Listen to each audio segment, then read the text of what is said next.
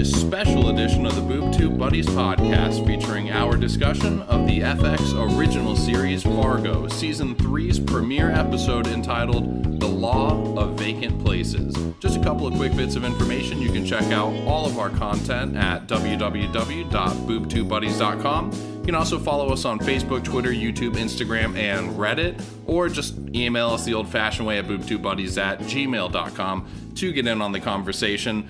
Let's go ahead and fire this bitch up. My name's Foxman. I'm joined by the Nikki to my Ray. What's up, Nathan? Not much, man. What's up with you? Not a whole lot. Just super excited to talk Fargo. You and I have not... Well, I was going to say we haven't talked about what we liked about Fargo, but to be completely open and honest to the listeners, you and I have actually never talked before, period. Yes, I was going to... You were experiencing two people speaking for the first time. Yes, this is like a really bizarre, like, chemistry experiment sort of thing right here. Yeah, man. Yeah, and, knowing, one, that we have similar interests, obviously. We both recorded for the show and, obviously both like a lot of the same television shows and stuff. And stepping into this, and then also knowing that you and I have spoken 0% about this show. Yeah, not at all. I have no... I'm sure that you love it because anybody who's on Season 3 has to be fucking obsessed with it by now because it's amazing. But... just overall, knowing what you feel about the first two seasons and everything, what did you think about this episode? I thought it's strong start. Yes, strong start. Absolutely. So. It's amazing because my expectations for it have climbed up really high. Like I honestly, I talk it up to everybody who will listen. Mm-hmm. And so but I'm not one of those people who just like is hook, line, and sinker for anything. Like if something's bad, like Dexter went off the rails, and I love Dexter to start off with. So disappointing. Truly, but this was just great. I will say, when it first started up, Ewan McGregor's accent in the very beginning, for a moment, I was like, I don't know how authentic that sounds. I know, and he has to do it twice. Yeah, yes. Oh, you know what's funny about that? He was on an AMA on Reddit about a month ago, and he said that the brothers that he plays are actually not twins. It's just... brothers. Yeah, they're just brothers. Okay, so I wondered that because there's a point in the episode where they're talking about one brother manipulating the other into giving him something. Yeah. And you typically think of that as an older brother, younger brother sort of dynamic. And I think that's what it was. Okay, gotcha. Cool. That makes that scene actually make more sense. Absolutely. I didn't know that till afterwards either. So that to me was, that was enlightening. Yeah, man. Yeah, and this was, so it follows a lot of the similar stuff that the other two seasons sort of start with, this sort of what seems arbitrary scene that actually ties itself in later, but we'll dive into it, man. But I loved this. I'm just so excited to be back in the world of Fargo. Yes. Okay, before we get into the weeds of it, we have a little segment that anybody who's ever listened to an episode of Boob Tube Buddies is familiar with. It's 140 characters or less used to summarize the entire episode. A little segment that we like to call Summon It Up in a Tweet. Oh yeah, we're summing it up, so summon it up. Summon it up, oh yeah, we're summing it up. Oh yeah, we're summing it up, so summon it up. Summon it up and up. Tweet. All right, inaugural Summon It Up in a Tweet for our Fargo podcast and for just our collaboration here together. So, buddy, why don't you go ahead and fire it off first? Yeah, man. Yeah, well, I wanted to break it down as, comprehensively as I could because we are being introduced to brand new characters here. We need to get to know these characters. We need to know what's up, how they tick, things like that, right? True. So, here's what we got, ready? Emmett's locked between two camps. Ray and Nikki want their stamps. Someone killed. Gloria seeks who. This is a story, but not too true. Wow, that was really way more informative than mine. Because mine pretty much just focuses almost exclusively on the bath scene. Okay. All right, okay. Without further ado... Great cast and a sexy bath scene, with Bridge playing Bonnie looking so fresh, so clean. Ray, Emmett, and Cy all looking so fly, hope they don't get massacred like Bowling Green. And that is Summing It Up in a Tweet. Okay, what'd you think? Yes, that was perfect. Actually, I like you tying it from season to season because I am continually looking for the little threads that tie from one to the other. that's like, how this connects maybe to what happened, in the previous 2 seasons. I'm trying to find these little Easter eggs and stuff because I'm sure they're there. Can I spot one out for you? Well, and full credit, anybody who's listened to any of my podcasts knows that I love Reddit, and I'm on the Fargo subreddit, and somebody pointed out that the old man, when Maurice breaks in, he's watching TV, and before it goes to static, and the image that it's paused on is actually like CCTV type footage of the motel massacre from the end of last season. Oh, so from back in, what was the era that last season took place in? Was it the 70s or 80s? Or was it, I want to say it was the 70s, but you're right. Either way, it's definitely the retro season. Wow. Yeah, it's super cool. It's like this kind of aerial type shot. I mean, aerial in the sense that it's like posted up higher than them, and it's like a dead body laid down inside of like the spotlight of just the lights coming down from the motel. It's really cool. You got 3 little spotlights right there, and you've got the dead body sitting right there. Oh man, that's cool, man. I didn't catch that, to be fair, but yeah, I saw that on Reddit. And I was like, dude, somebody is just like digging for Easter eggs right now. Well, it's the type of show that'll do that, though. That's what thrills me about it. Is it's the type of show that doesn't mind self-referential, stuff, tongue-in-cheek jokes, Easter eggs, stuff like that, because he's built this universe, and Noah Hawley here is really the mastermind behind this TV show. Now, you're a fan of the Coen brothers in the original movie, or no? Yes, and you know what? Speaking of being self-referential, I feel like it's also very referential of the Coen brothers, because the scene when the camera is following the AC unit falling down and it's tumbling through the air, and the camera is tumbling through the air, it was so reminiscent of the if you've ever seen The Big Lebowski, where the bowling ball is going down the lane and the camera's like in the finger hole looking out. It's seriously, instantly I felt that. That is actually, I didn't even catch that, but that's brilliant. You're absolutely right. Yeah, this is sort of that reference in that way. And I mean, also the episodes of this show have directly referenced the movie Fargo. Like, I think many of the key crux events that somehow happen as a result of what happened in the film. So like the grocery king, right? What was it? Yes. He found that pick in the ground under which was money. That happens in the movie, right? Yeah, and I think that did they have the wood chipper scene too? I'm struggling to recall. It was have been. I rewatched it about a year ago. Yeah, but I mean, remember it. It is very, very well tied into to the ethos of that. Mm-hmm. So I'm excited to see how they do that. I also love that it's starts off with the whole message about a true story and changing the names of the characters, but just trying to be respectful of the dead, that they didn't change anything else, knowing that that's not entirely true. Obviously, right. I think it's like really funny tongue-in-cheek. Something that happened in this one. So after it opens up with this German scene that seems sort of non sequitur, right? Yes. After that scene, fantastic scene as on its own, we zoom into that painting and we're in Fargo now, or rather we're in Minnesota, and it says that. But the title card does something I don't know if it always does, because it says, "This is a true story," and then before the words fade away, the word "true" fades away first. And so that's really funny. I didn't catch that. Mm-hmm, so it just winds up for a half a second. It just says, "This is a story," which is funny because immediately before, that German officer had been talking with him about how they're not here to tell stories. That is really funny. No, I didn't catch that. I mean, I was so focused on the rest of it, because it starts off with "this is a true story," and then it's, "The events took place in Minnesota in 2010. At the request of the survivors, the names have all been changed." I love how dramatic and also tongue-in-cheek because of how, patently false it is. Yeah, exactly. It's like, and I looked up once why the movie and the show have chosen to do. Obviously, it's doing it because the movie did that same thing. This is a true story. Yeah. And the reason they did that is just because it added an air of suspicion to the whole thing. That's it. Because it made you feel like, is it? Did this happen? Because they want you to feel like it could have. For me. I mean, no matter how incredulous it was, I assumed because it said it must be true. Like something about this must be based in reality, which is what makes Fargo as a franchise so interesting, is that these twisted, dark things are happening in a world that's just our world, It's just normal Minnesota, and it's these small towns where this crazy shit should not be going on. And so you could believe it's a true story, right? Because it's just Minnesota. Yeah. But then all this crazy stuff happens that just takes you out of your world, and you go like, this is insane.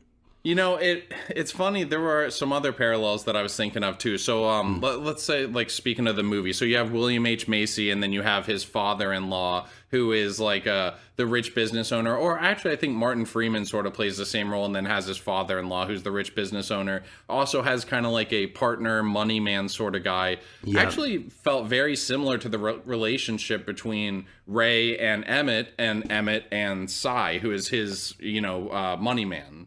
Yeah. And I think his lawyer too. We find out. Oh man, while we're talking about it, that the British guy, I guess he's British, but he says that he's not. Like, they ask him if he's from Britain, and he's like, no. And I love the makeup on that guy. Like his dental work. He looks like up. Yeah, it's like when you see his profile, and this is the guy. I believe this is the guy who plays Remus Lupin in Harry Potter. He's the werewolf. Oh, it's absolutely who that is. Good spot. Yeah.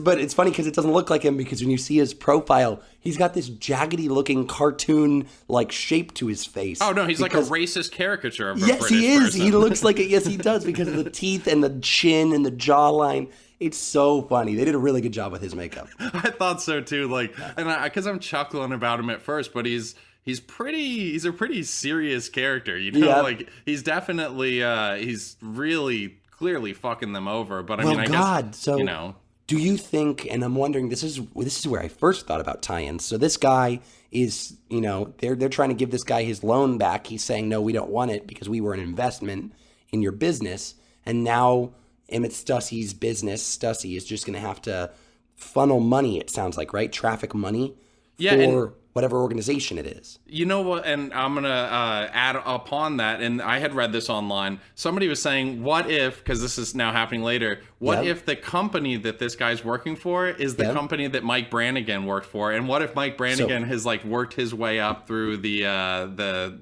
ranks and is like kind of the mastermind of this? Those are my thoughts. That's exactly what I was sort of thinking, because I saw that and I went, if we're talking about a suspicious, dark organization that is sending out people who you don't recognize, who don't speak for the company but speak mysteriously.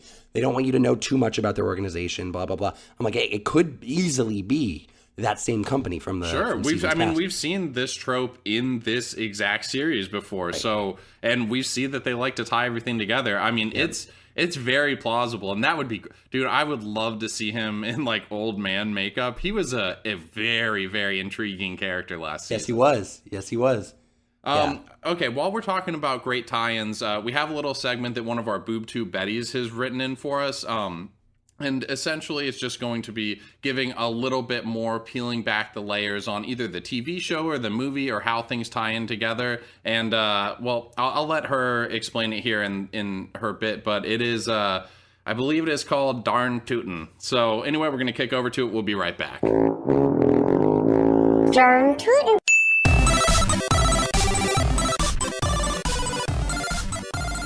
Geez, I'm actually really nervous for my first Darn Tootin', but here you go. Some fun facts about Fargo. Did you know that no scenes were actually filmed in Fargo? Most of them were filmed in northeast Minnesota. The reason behind this was because the area was actually in the middle of its second warmest winter in 100 years, which is why filming had to be moved around constantly. Yeah, that's darn tootin'.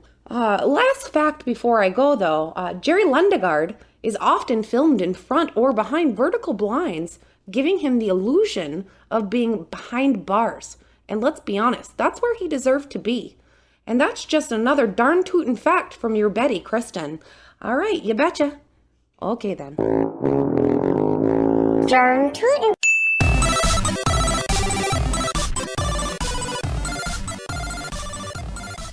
All right, thank you so much, Kristen. Really appreciate it.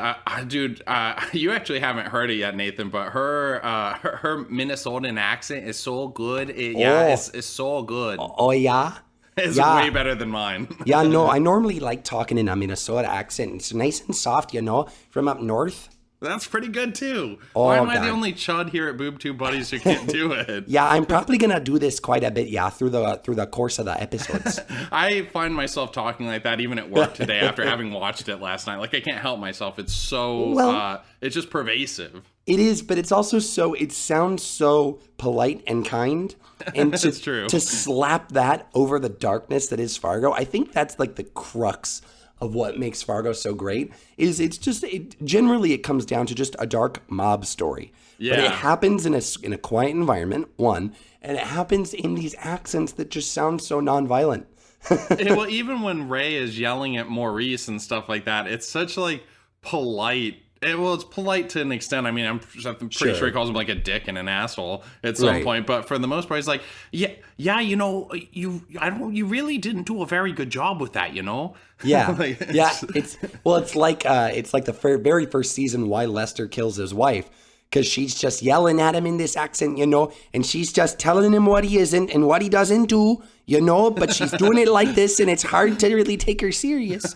Yeah. It's just so good. It is really good. By the way, the poster for when he ends up killing her, and there's that poster, it's got the fish that's swimming the other way. What if they're right and you're wrong, or what if you're right and they're wrong? Yeah. Exactly. I linked that in our show notes, so if anybody's interested, I just ordered one because I was just scrolling through like Fargo Amazon stuff, so I actually linked it in the show notes. I'm getting one for my office, man. I love this show. It's so good. Okay, so let's talk about some of the characters real quick. We've talked at least a little bit about Emmett and Ray. We know Cy is the side character. We haven't talked about Nikki hardly at all, and I thought that she did such an awesome job. Yeah, Nikki Swango. Is that what her last name was? Swango? Nikki Swango. Man, they're so good at naming characters. Lester Nygaard, right? Nikki Swango. Yeah, man. Mike good. Milligan.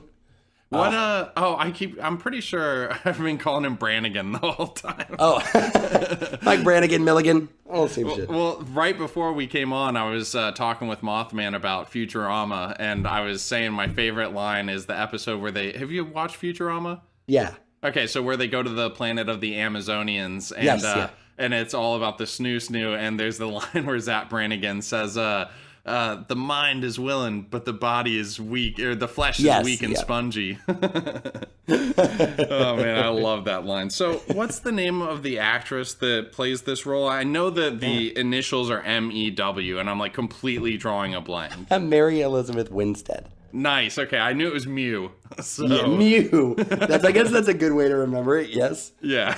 Yeah, Mary Elizabeth Winstead, man. And if you've seen, I think the first thing I ever saw her in, and I didn't piece the two together, but my wife had to remind me tonight, was Death Proof, the Tarantino Grindhouse film. Oh. Mm-hmm. She's one of the girls. Yeah. She's one of the girls in there. I completely forgot about that. Okay, yeah, that's got to be the first time I ever saw her too. I mean, where she really like came into my consciousness as an actress I was really aware of was 10 Cloverfield Lane last year. Oh, okay. Did you see Scott Pilgrim? Did you see that when that came out? I've actually not seen Scott Pilgrim. Gotcha. Is that the one that has Michael Cera? Yeah, it's Michael Cera and her. They're the main two characters in that. That's where she kind of rose to popularity and started getting cast in a lot more. I see. She has like pink hair or purple hair or something? Yeah, blue, I think blue hair. She's Ramona Flowers. Okay. Yeah, she's like the girl that he's after in that movie. So she's the one he's constantly pining over in that. Gotcha. Okay. Mm-hmm. Did you see 10 Cloverfield Lane? Oh, I did, yes. She's tremendous in that. I mean, that movie, yes, I don't know if there were not many trailers for it or if they were very vague, but that was one of the best movie-going experiences I've had in years because I had virtually no idea where the movie was going or what was going to happen. And I was just like, the suspense and the anxiety that you build up, and honestly, a huge part of that is her performance in it. Yeah, I agree. And the Cloverfield, like the Cloverfield quote unquote franchise sort of does a really good job at that. But like when you look at her and like how well she played suspense in that film and just dragged you along with like her emotion of the circumstance that she finds herself in, locked in this bunker. Yeah, she's what made that movie terrifying. Totally, yeah. And it's like you said, you're along for the ride because the emotions of it keep changing, because there's one moment where, she thinks that she's been, abducted or something, and the next where she thinks she's safe, and then it's just back and forth, and like So it's just, man, you leave the movie and you're like, oh my God, like that is exhausting. Yep. Well, I when it first started with her and Ray, and we find out that they're bridge players and stuff like that. I love that. I was instantly thinking like, okay, this is going to be like another dumb criminal pair, like, that just kind of stumble their way through everything. Exactly like Mary Jane from Spider-Man and Todd from Breaking Bad did last season. Right, yeah, it kind of felt like, well, that's the other thing. Okay, so diving a little bit later in the episode, but having to do with Nikki, this made me very, very happy. I hated last season how Kirsten Dunst's character responded to running over a guy, right? She kills a dude. Yes. And now she has to try to cover it up. And she's so bad at it that she's the reason that they got into half the circumstances. Season 2 for me with their characters was filled with these moments where it's like, if you would just do something differently, the whole season would have been negated because you wouldn't be in this situation. Yes. Do better, But honestly, I mean, there are, and I become more and more aware of this as I get older, there are plenty of people out there who are just not equipped to deal with situations that go past like a 3 on a scale of 1 to 10. Well, yeah, but she went about it with this attitude where she's like, I'm a proud, independent woman, all right, and I know how I'm gonna handle this situation. We're gonna put him in the freezer. Yeah, it's like, no, you don't put him in the freezer, you asshole. So, but yeah, whereas Nikki here, and she's obviously got a criminal background because she's a parole officer. Yes. But in the end, when they are coming up with a plan to get themselves out of the situation, she's on top of it, man. She's got an idea and she knows how to cover it up. The counting, she's marking down the stairs. And I'm like, oh, this is not going to go well because he kept pausing with the fuck with his lighter. And I thought he was going to kill someone else. Exactly. Same here. But the way that they played that out, classic Fargo. That death honestly goes instantly right up there among like the hall of great kills in Fargo. Yes, it does. Watching him just get smushed.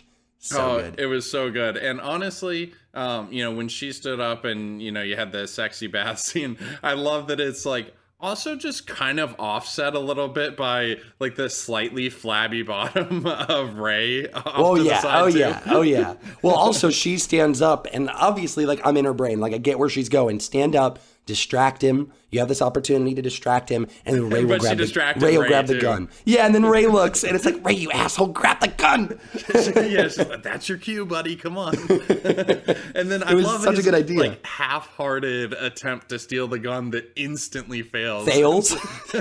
Like ultimate facepalm moment right there. Yeah, it's like, oh, okay. And that was a brilliant move by her that wound up just completely falling flat because of him. Absolutely. Hey, okay, so we talked about her character a little bit. Did you, have you ever watched Leftovers?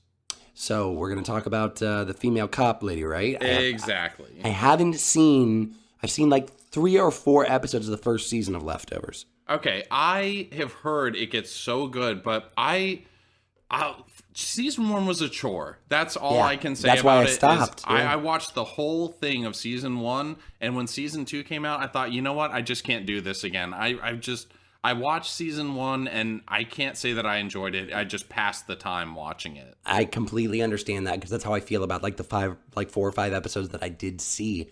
And I didn't want to finish season 1, but I've also heard the exact same thing you've heard. And now that this is the last season of Leftovers, everyone's talking about, oh my God, Leftovers is almost over, blah, blah, blah.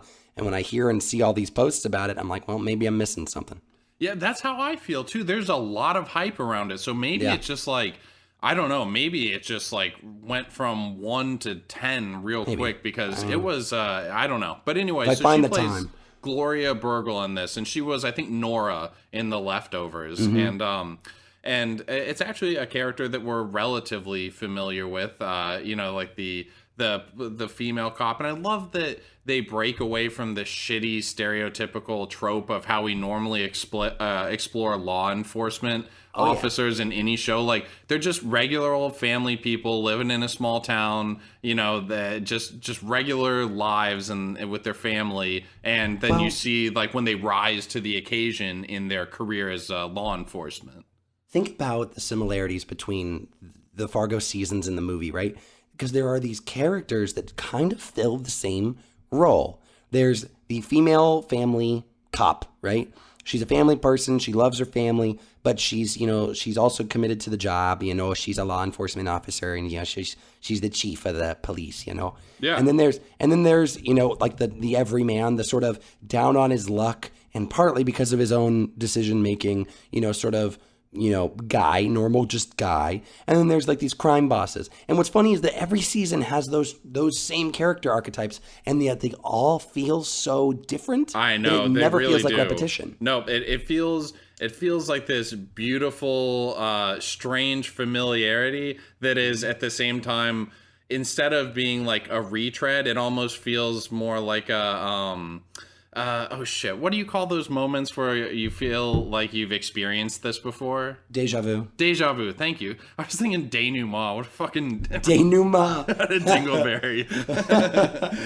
But yeah, if that's what it feels like, is like, oh, I've kind of seen this before, but it's something completely unique. Now, I'm going to compare it a little bit to the Star Wars, not Rogue One, but the Force Awakens, which I personally really enjoyed, but I heard a lot of people complain that the parallels were too stark between it and the original installments. And for me, I actually kind of like that. I thought that it brought it full circle and was a great launching pad for like this, the new generation of it. I agree. Well, so, what you're not saying is, and what Fargo isn't saying is, we're uncreative and we don't have another story to tell, so we're just going to recycle the same story, right? Like, that's not how a writer's brain works. No one thinks they can really get away with just telling the same story again, right? True. Yeah. But you're taking a proven archetype, right? And you're reinventing it. And you're saying, and it's sort of a callback in its own right? Like the fact that there's a female cop in this season is not because they couldn't come up with another role for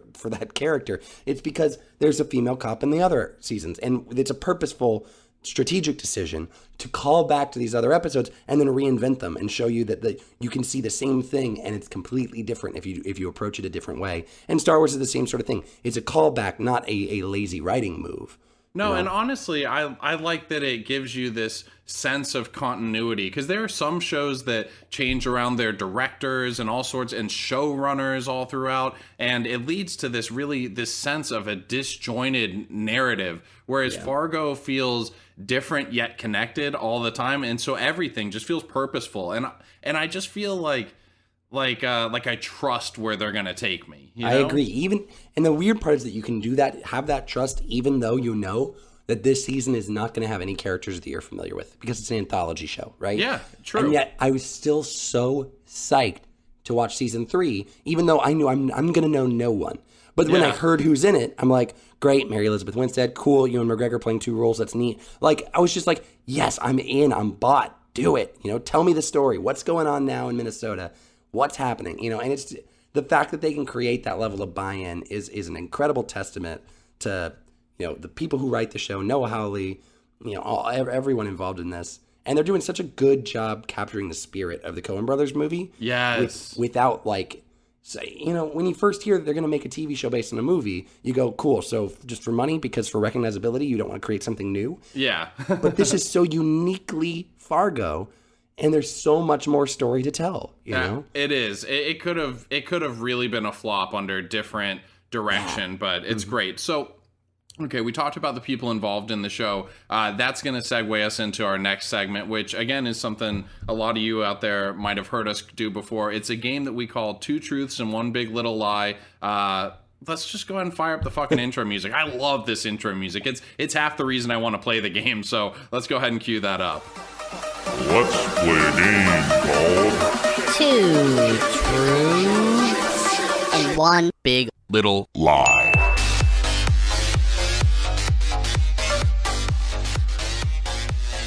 Okay, so the way that we play Two Truths and One Big Little Lie is we're each going to have selected a character and an actor from the show. And basically it's going to be 3 trivia type statements about that person. And it's up to the other person to determine which of those 3 is not a true statement. So with that being said, I'm going to let you go ahead and start this one off. Who'd you decide to do yours on? I actually really don't know. We didn't talk about that ahead of time. We didn't. No, I decided to research and learn a little bit more about Mary Elizabeth Winstead. Nice. Okay, I was hoping that you'd do that because I started also with the premiere player, Ewan McGregor, on the show. Okay, so I feel like they're matching each other's star power here on the show. Oh yeah, they're in the bat together, you know. Oh yeah. Okay. All right, so here's what we know about Mary Elizabeth Winstead. 3 things. Ready? Okay. She's in a band and has 1 album. Interesting. Yep. She's a naturalized German citizen. Okay. And she abandoned her dreams of being a ballerina at 13 because she was too tall.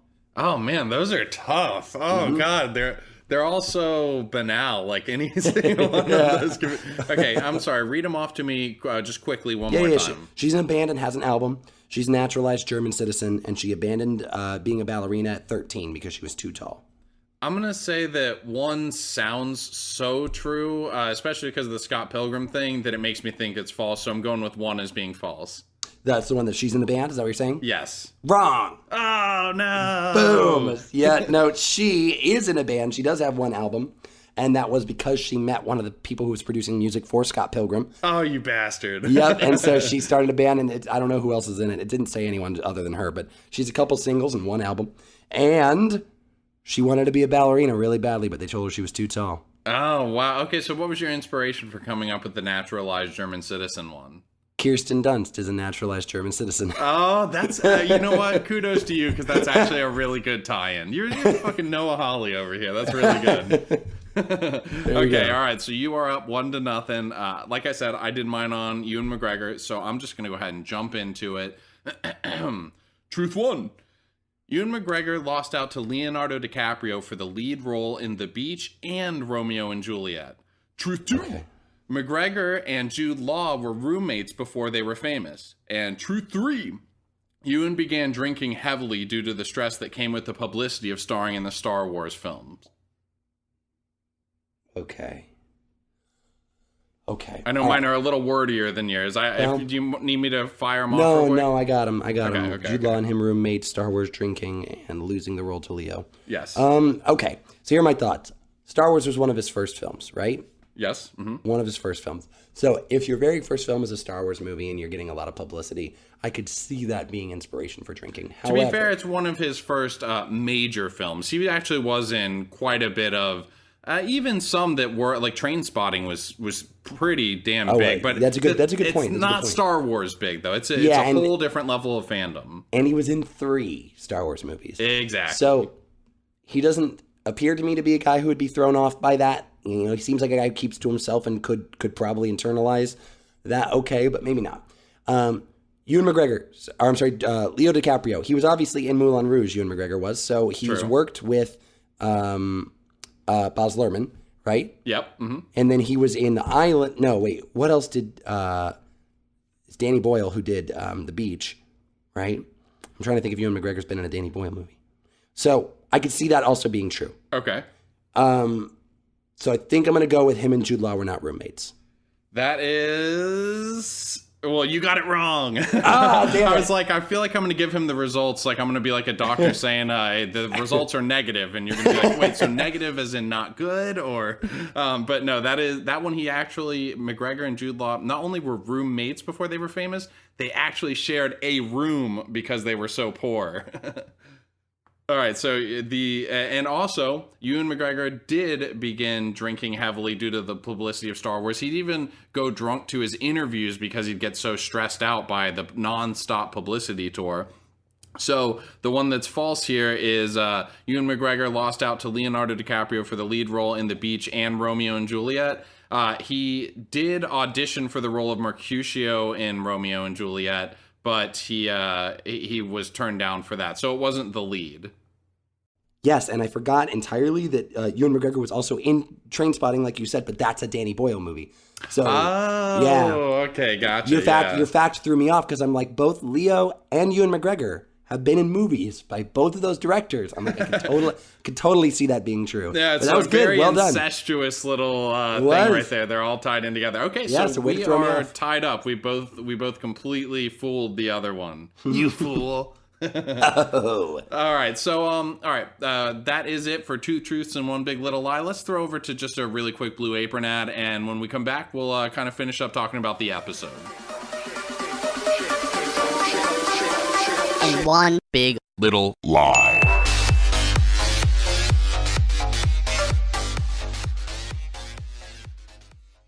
Hello, I'm Julia Child. I'm a famous French chef. Chances are you know me from my famous cookbook. You know, the one you got in that gift exchange years ago and put on your bookshelf to make it look like you care about cooking. But I know your dirty secret.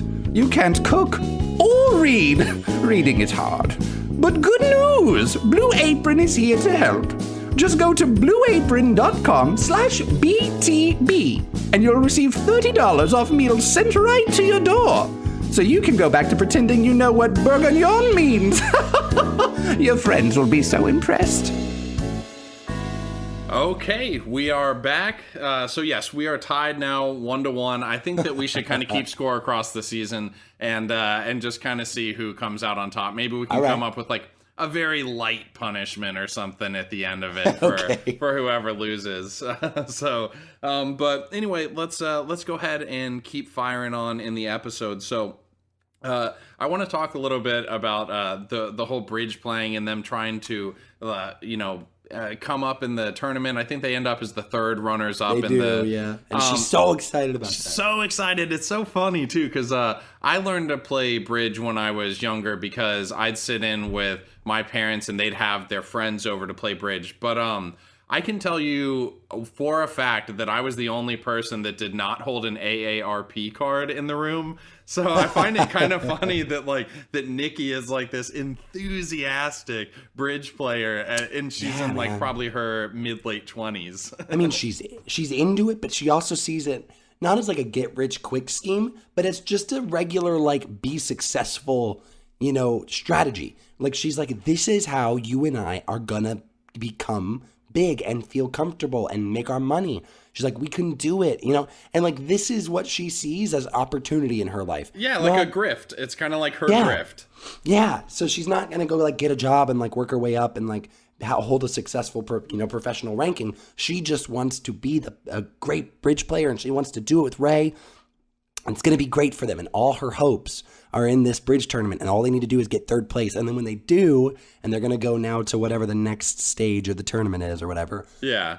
She's just ecstatic because everything in life is working so well. They got the bridge tournament. Like, this is so mundane. It's so mundane. It's exactly what's great about Fargo. It really is. Okay, so I wanted to mention that. I also wanted to talk about kind of the tragedy of Maurice, because he doesn't seem like he seems like he's like a deadbeat, just kind of like all around depressed, I don't know, flaky, shady human being. But he doesn't seem like he necessarily is just like evil in and out. But he kind of is put into the situation. He seems like he's such a fuck up that he found himself in a scenario he'd never been in before, did something totally regrettable while he is, just baked out of his mind. By the way, happy 420.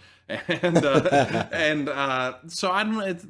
Obviously what he does is, absolutely reprehensible. It is a horrible thing that he does. But I did feel bad the way that he was kind of pressured into it, because it seemed that that's not the life that he was going for now that he was out of the clink. Well, yeah, and the bummer is that he's out of it, right? And he's got this opportunity to do something better with his life. And of all the people to put him back into bad habits, it's his parole officer, Yes. And so, he was basically dealt a bad hand, and he was dealt a bad hand by the person who was supposed to keep him safe, So to me, in the same way that like Lester Nygaard is not all that incredibly likable, you're interested in seeing the decisions he makes, but he's not that likable because he's kind of a dick, Yeah. And Ray is sort of the same way. He's your everyman, but he's not the best person, and neither was William H. Macy. He definitely has like a very serious sense of entitlement. You catch it first thing. I mean, right in the beginning, You see him dump out his glass of champagne into like the house plant when Emmett's giving his 25-year wedding anniversary toast. He goes upstairs, hits him up for money, and just talks about what he's owed and things like that. And anytime you hear somebody talking like that, that's just like, that is a very bad personality trait. People who think that they're owed anything. Yep. And so I don't feel like, Ray is probably not the guy you're supposed to root for, right? In any given episode, there are these people in any given season, it seems that there are these people who are safe, and then there's these people who are expendable, right? Yes. And for me in this sort of season, it seems like the Burgles are safe. The cop and the mother and her son, right? Yes, I agree. Her name, I think, is Gloria. Gloria Burgle, right? Yes. Yeah. So they appear to be our safe characters. They appear to be who's going to take us through the season, investigating what's happening, and caught in the midst of it and in the danger. But I think they're going to come out of the end of the season alive. Other than that, of coming out of the season alive. I don't know why I said it in that tense, but you watched the Silicon Valley thing, the *Halt and Catch Fire*. No. Oh, you've never seen *Halt and Catch Fire*? No. Oh, okay, gotcha. That is, I think it might be an AMC show, but it stars Lee Pace, who plays, I think, Ronan the Accuser in Guardians of the Galaxy, and also the guy who plays Maurice. Like, those are basically the two leads of it. And so I saw him, and he's a very good actor, I think. Yeah. So I was a little surprised that he was offed, and I mean, it was a very cool arc in episode 1, but just a single episode was kind of surprising to me. Yeah, well, I mean, it is a packed cast as it is, right? Yeah. And so I like that even for these small roles, they're okay filling them with great actors. True. And then these larger roles, and there's still characters who've yet to be introduced this season who are going to be in the whole season, Yeah. And so they've filled their cast with really strong people. So yeah, I mean that sucks, but it's also who's the comedian in this season? It's Jim Gaffigan. Yes, exactly. He's going to be in most of the episodes. I can't wait to see him in it. I hope he's good. I can imagine in this environment he will be. Yeah, he looks like somebody who would be from Minnesota. Yeah, he does.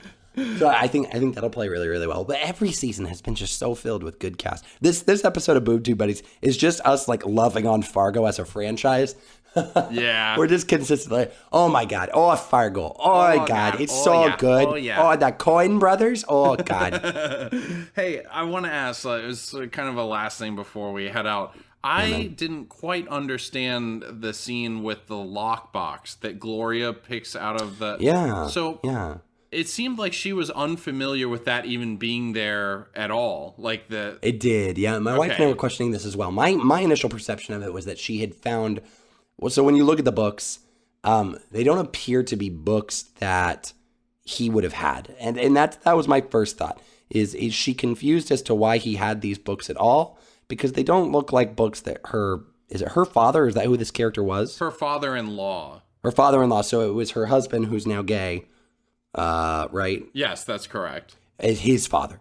So, yeah, maybe that's what she was confused about is like, why does he have these? I think that it's his father, but even that's a little confusing because then the father comes to pick up the kid and so what, he's not going to stick around at all? Or he doesn't seem super beaten like, up oh, about my his dad's father being dead. Yeah, that's a good point. I don't know if I totally, but I know for a fact that was her father-in-law. I heard that at some point. I feel super confident in that, but I don't understand how. So maybe that was not necessarily the dad that came and picked him up. Maybe that was like the new guy that he's with. No, because they were both there. I know. That's true too. You're right. Now I'm confused. Oh man. Okay, but the names of the books are the Dungeon Lurk and the Planet Y or something like that. Oh, and okay. They're books that she wouldn't appear that this gentleman would have had, I imagine. Or maybe I'm wrong about that. I was sure it was going to tie into the German thing. I was positive it was going to tie into the German thing. And then when she opened it up and I look at it, I'm like, I don't recall seeing that. Yeah, but one of them appears to be similar to the way that he made that carving. There's a robot and like a man like laying down, and it kind of looks like a similar perspective of the way that he carved. Sure, for the grandson. Yeah, she holds up this carving that he gave his grandson earlier to the book, and you see that the figures on the book appear to be in a similar sort of stance. It looks like. And they're not perfect, though. Okay, another tie-in I kind of noticed was the one guy who is sitting there being accused of being Yuri Gurka or something like that. Yeah. It goes down and shows his he's like in like house slippers or something like that, and it's either melting snow or what I'm assuming actually was probably him peeing himself. But then there's a scene later where Emmett is about to leave the house and his wife reminds him that he's still in his house slippers, and that feels like it has to be intentional, right? Oh, cool. Yeah, I didn't catch that. I like that. And I don't know how to actually thread that, but it feels like that's something. Well, isn't that unique about the show, right? It's like there's these two things, and they seem to line up, but I just don't know how. Yeah, exactly. But I feel like I'm playing the memory game the whole time that I'm watching it. Yeah, but maybe we'll find out, man. I'm so bought in. I'm in, dude. We're going to do the whole season, and I'm psyched. I agree. I'm looking forward to it. And so real quick, just to tell you guys the other stuff, we're doing a Better Call Saul podcast right now. We have Sense8 that's about to come out as well. Nice. And then actually, if you guys just want to go to twitter.com/Boob Tube Buddies, our pinned tweet right now has like all the shows that we're going to be doing for the next few months. So check that out. Subscribe to the podcast, and I don't know, just anything you guys can do to tell somebody about the show. We just we really appreciate any sort of interaction and things like that too.